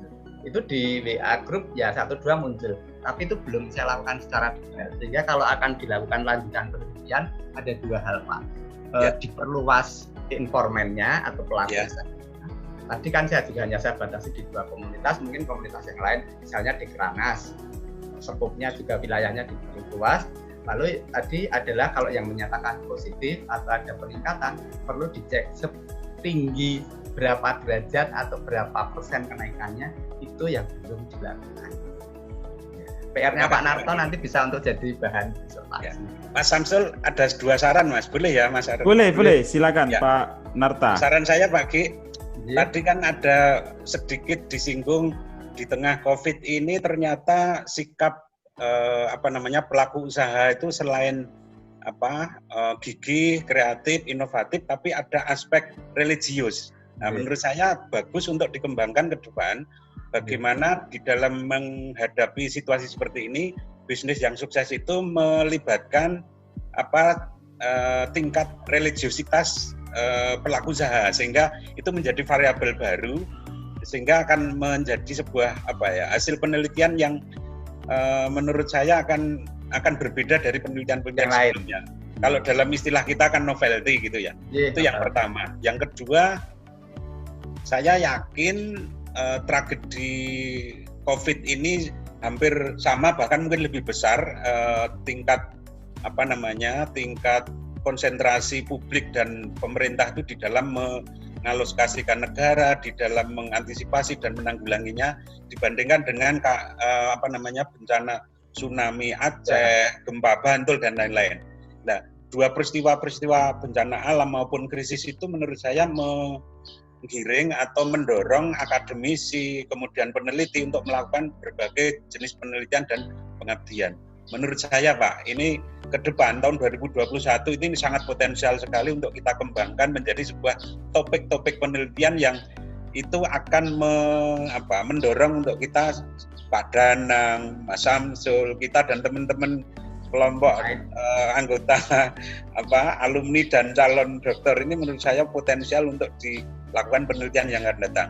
Apalagi nanti di bawah naungan Prof Heru. Saya yakin bisa dari penelitiannya itu dari perspektif bisnis, ekonomi, sumber daya manusianya, kemudian psikologinya, kalau perlu tadi ada aspek filsafat, itu sangat bagus. Nah, mari kita tunggu tahun 2021, mudah-mudahan Pak Danang, saya dan teman-teman sudah lulus ya Pak Danang ya. Amin, amin Pak. Ya, terus kita bisa join riset Pak, kita bisa join riset Pak. Oke, terima kasih Pak Sunarta, luar biasa. Pak Ki, ada yang disampaikan lagi materinya Pak, sudah selesai? Jadi saya menambahkan dari yang disampaikan Pak Narto, tidak hanya ada 2 Pak untuk catatannya. Jadi ini ada 3 hal yang harus kita kembangkan memang Pak. Jadi tentang religious business, kemudian filsafat bisnis dan psikologi bisnis. Itu penting sekali yang harus menjadi nuansa menu-menu baru ketika kita mendampingi pelaku usaha. Lalu Bapak Ibu, bahwa ketika kita melakukan usaha yang saya lakukan penelitian ini, begitu ada peristiwa itu ya bisa positif bisa negatif. Nah, itu yang harus disiapkan dari para pelaku bisnis. Nah, sering di dalam paket-paket pelatihan itu lembaga penyelenggaranya jarang saya temukan. Nanti kalau Pak Samsul harus, kalau misalnya dunia bisnis itu ada materi kebencanaan bisnis. Bencana itu tidak hanya seperti COVID loh Pak, ditipu juga bagian dari bencana. Jadi kebencanaan bisnis itu menjadi penting, catatan bagi kita orang akademisi. Jadi nanti varian bencana bisnis tidak hanya karena bencana alam, karena ini ada COVID, ada hal yang di tangan Allah, kekuasaan Allah yang kita tidak tahu, sehingga muncul sesuatu yang seperti saat ini terjadi COVID, banyak orang tidak menduga akan terjadi peristiwa seperti ini, seluruh dunia bisa berhenti dalam aktivitas tertentu. Nah, salah satu yang sering terjadi bagi pelaku usaha baru tidak paham ketika diajak bekerja sama dengan pihak luar itu dia tidak menuangkan dalam bentuk MOU, akhirnya tertipu dan sebagainya, termasuk bagian dari pendanaan bencana dalam bisnis. Kenapa Anda berhenti tertipu, Pak? Jawabannya kan sederhana, tertipu lah. Kalau sampai tertipu berarti di mana manajemennya? Jadi dalam konteks manajemen bisnis itu ada pilar-pilar yang baru harus dikuatkan. Tadi sudah saya sebutkan ada 4 pilar untuk menguatkan pelaku bisnis yang dimulai dari UMKM yang paling kecil. Nah, itu religious business, filsafat bisnis, psikologi bisnis, dan kebencanaan bisnis. Ini Pak Narto ada 4 rumah, 4 tiang yang menjadi PR semuanya. Nanti bisa menjadi sebuah buku besar dan bisa menjadi apalah. Tapi ini sudah selalu saya temukan dari kehidupan pelaku saya kecil. Lalu ternyata kalau saya amati memang seperti itu dan kita belum ada nuansa penguatan secara akademisi yang kuat tentang hal itu. Dan dulu orang berpikir kalau memberikan filsafat bisnis itu untuk S3, untuk S2. Menurut saya untuk pelaku UMKM sudah harus diajarkan, walaupun kadar dan teorinya yang beda. Tetapi ranahnya, substansinya sama, termasuk 4 hal tadi itu. Tapi kalau bencana bisnis dan psikologi bisnis itu menjadi wajib bagi saya. Saya kira itu Mas Samsul. Wah, luar biasa ini Pak Ki. Kalau masih ada masukan dari teman-teman. Ini saya simpulkan dulu Pak Ki ya. Kayaknya sudah 10.16 ini Pak. Mungkin ada lagi yang bertanya? Oh, kayaknya udah jadi pebisnis semua ini Pak Ki. Oke. Yang baru telat saya simpulkan, yang baru masuk saya simpulkan biar tahu dari depan. Yang pertama untuk menaikkan omset ya. Jadi strategi yang baik menaikkan omset di saat Covid ini yang pertama membuat produk baru. Jadi bisa berbentuk transmigrasi atau integrasi produk dengan membuat produk baru yang sebelumnya belum disentuh atau kemarin jadi second produk sekarang jadi produk utama. Iya. Kemudian yang kedua menjadikan problem jadi peluang. Artinya di sini tema-tema menarik tentang Covid, pandemi Covid, jaga jarak.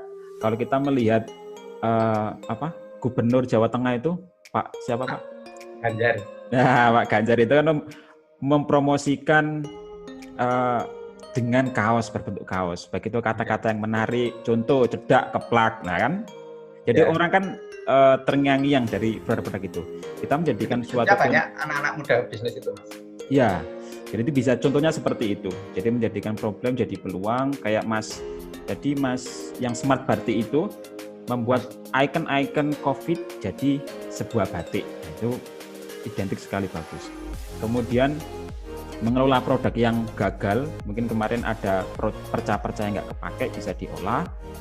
Kemudian walaupun itu butuh keahlian lagi, kemudian mempercepat proses apa ya, mencepat proses, apalagi sekarang pebisnis yang saat ini naik daun, contohnya di fashion dan menggunakan marketplace itu luar biasa cepatnya Pak. Jadi kalau bisa trade off kita mau menambah peralatan, menambah SDM agar produk kita banyak. Nah jangan sampai pengiriman telat. Nah itu. Betul. Kemudian minggu depan Pak Narto itu etika. Iya itu Pak Narto ya. Kemudian ada marketing online. Jadi tanggal 15 besok itu spesialis untuk optimasi marketplace Bapak Ibu. Jadi optimasi marketplace nanti kalau nggak salah di salah satu aplikasi baik itu di Lazada salah satunya, ada Shopee, ada Tokopedia, Bukalapak, itu kita pilih salah satu yang paling potensial untuk berkembang. Kemudian untuk materi-materi yang menarik tadi disampaikan Pak Ki setelah kita diskusi itu terkait dengan kebencanaan bisnis, tidak hanya saat Covid, tapi semua yang disampaikan Pak Narta juga tadi ada bencana gunung meletus dan lain sebagainya, tsunami dan lain sebagainya, itu harus ada materi tentang kebencanaan bisnis. Itu bisa dilakukan di akademisi juga ya Pak Ki ya? Bisa. Wajib itu Pak ya. Oke, kemudian ada filsafat bisnis yang di Ibu Ida Ayu juga sangat mendukung sekali, ada filsafat bisnis. Kemudian yang paling menarik ini terkait dengan transmigrasi produk, transmigrasi dan integrasi produk saat ini karena itu strategi tercepat Pak ya. Ya. Itu satu marketplace untuk 10 UKM, kemudian 5 UKM dan lain sebagainya. Oke.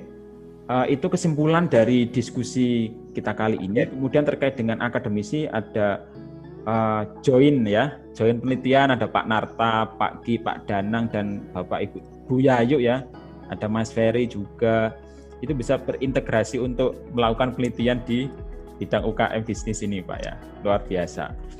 Oke, ada pertanyaan lagi? Nggak ada ya? Bu Yayu ini kayaknya mau bertanya tapi malu ini kayaknya ini ya. Kita tunggu apa ya?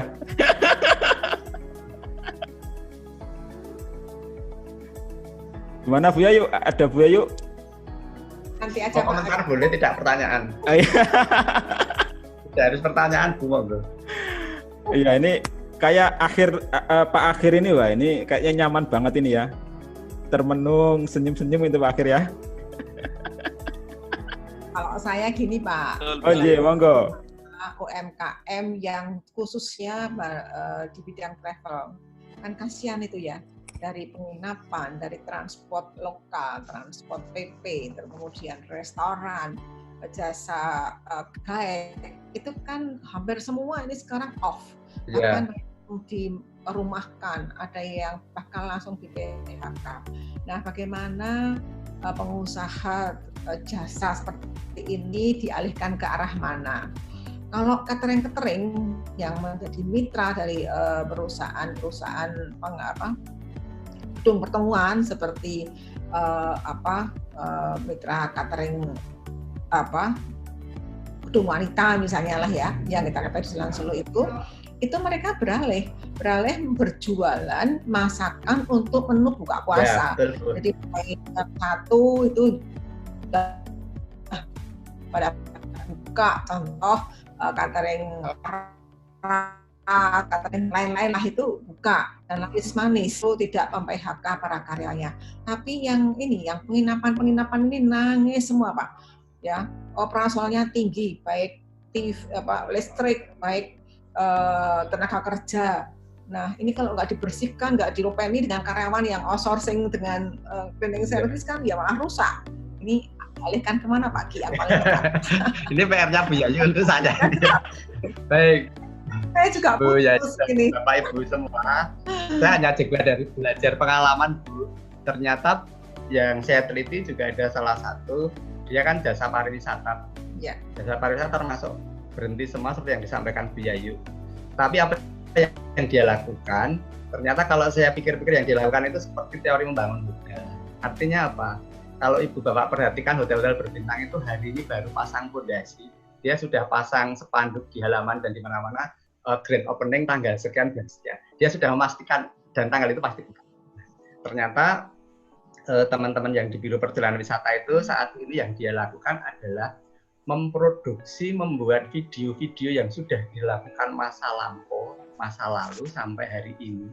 Itu dia buat model-model video yang nanti akan dijadikan pemasaran dan sudah dimulai pemasaran bahwa pasca COVID kita akan melakukan hal semacam ini.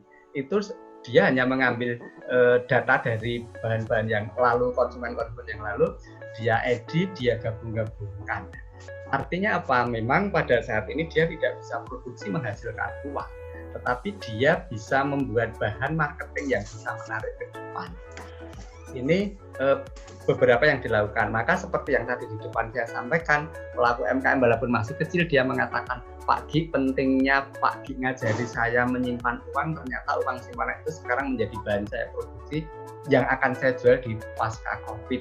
Jadi ini pengalaman saja yang bisa saya jawab sederhana karena ini saya temukan di lapangan, bukan saya yang mengalami. Jadi ada anggota yang dia membuat video-video dari konsumen-konsumen masa lalu yang saat ini sudah dipasarkan, dan ternyata dia juga sudah mendapat beberapa pasar walaupun perjanjian pelaksanaannya nanti di situasi aman setelah pemerintah menyatakan bebas COVID atau kita boleh beraktivitas seperti beberapa waktu yang lalu sebelum COVID ini hadir. Saya kira ini jawaban sederhana, tapi karena yang hadir juga banyak akademisi, ketika akan memberi tambahan pengalaman atau dari hasil risetnya, saya lebih senang. Monggo saya bersiap. Wes, terima kasih Bu Yayu. Akhirnya ngomong juga ya Bu Yayu ya.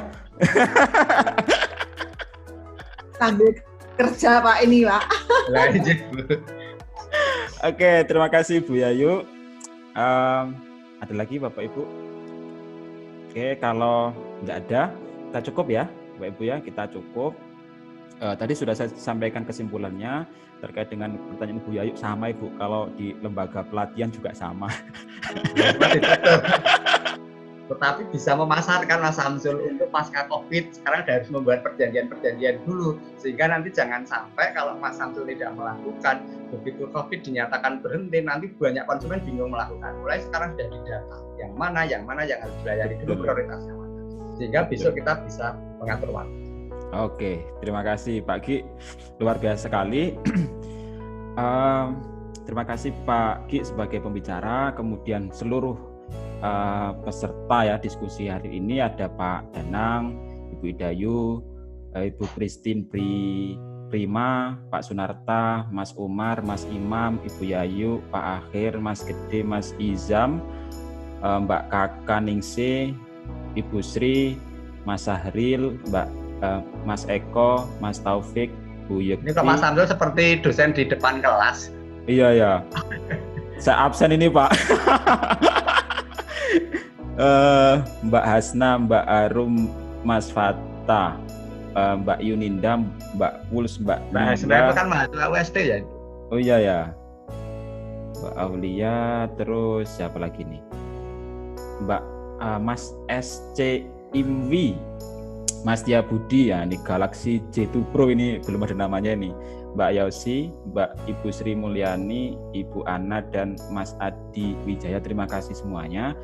Bapak Ibu yang saya hormati, yang saya sayangi, di saat tanggal merah ini, program ini terselenggara kerjasama dengan PT Smart Training Indonesia, ini bergerak di bidang pengembangan IT dan SDM, kemudian dan teman-teman dari program Dr. FBI UII.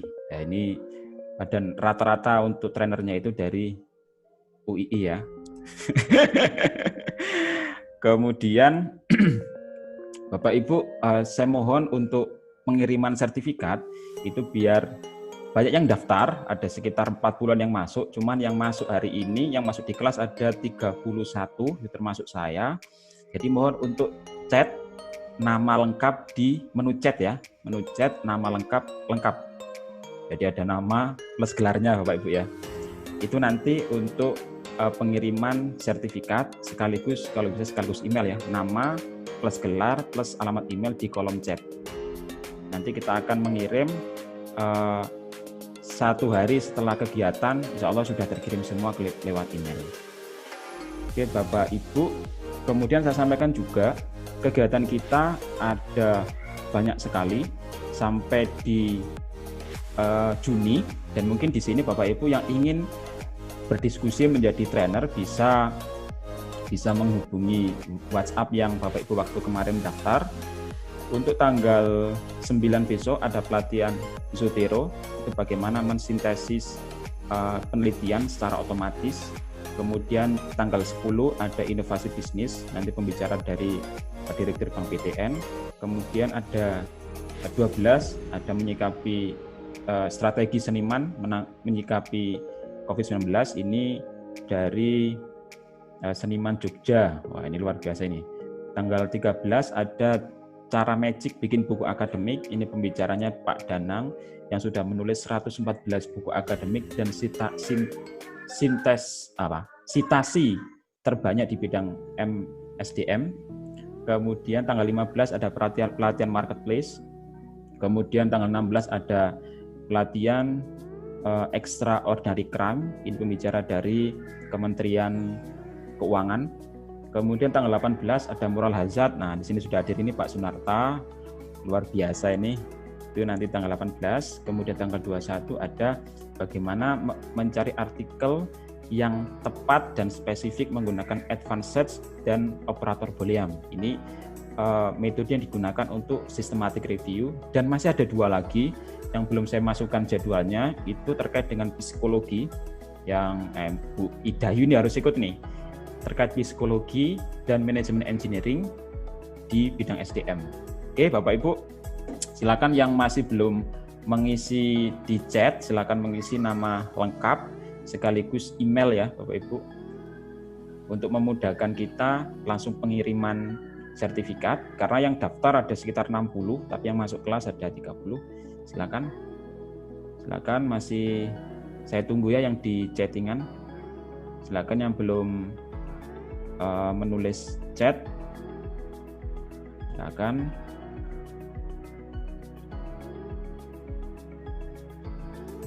Oh ini Mbak Aulia Rosiana ini hadir juga ini ya.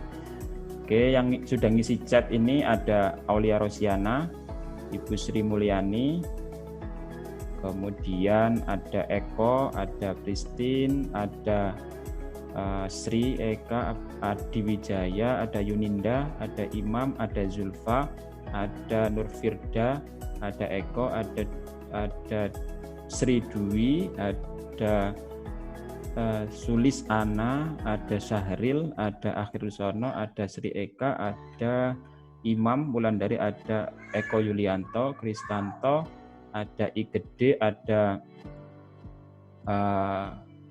Deres Danang, ada Imam Nawawi, ada oke.